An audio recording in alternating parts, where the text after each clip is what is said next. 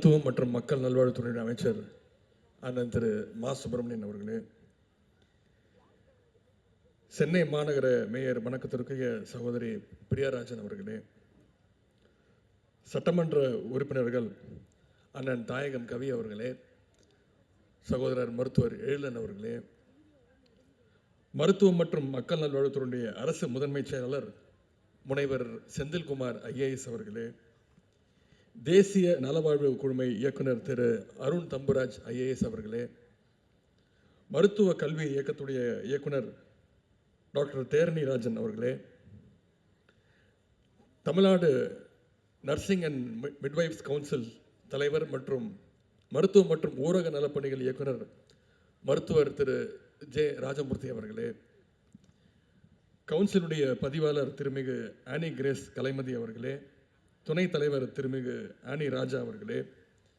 மருத்துவம் மற்றும் மக்கள் நல்வாழ்வுத்துறையினுடைய அலுவலர்களே,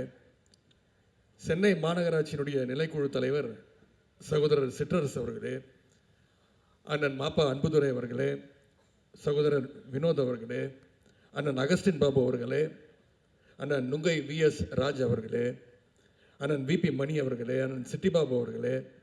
சகோதரர் பிரகாஷ் உள்ளிட்ட கழகத்துடைய நிர்வாகிகளே, தமிழ்நாடு நர்சிங் கல்லூரி சங்க நிர்வாகிகள் திரு விவேகானந்தன், திரு சிதம்பரம் அவர்களே, இந்திய செவிலியர் சங்கத்துடைய தமிழ்நாடு கிளையினுடைய தலைவர் மற்றும் நிர்வாகிகளே, தமிழ்நாடு அரசு செவிலியர் சங்க தலைவர் மற்றும் நிர்வாகிகளே,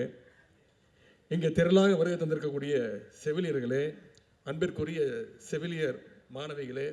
மாணவர்களே, உங்கள் அனைவருக்கும் என்னுடைய காலை வணக்கத்தை நான் தெரிவித்துக் கொள்கிறேன். தமிழ்நாடு நர்சிங் அண்ட் மிட்வைஃப்ஸ் கவுன்சிலுடைய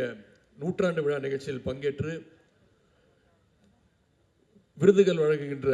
இந்த நிகழ்ச்சியில் பங்கேற்று உங்களோடு உரையாடுவதில் நான் மிகுந்த மகிழ்ச்சி அடைகின்றேன், பெருமை அடைகின்றேன். முதல்ல உங்களுடைய கவுன்சிலுடைய தலைவர் மருத்துவர் திரு ராஜமூர்த்தி அவர்களுக்கு என்னுடைய பாராட்டுகளையும் வாழ்த்துக்களையும் அன்பையும் நான்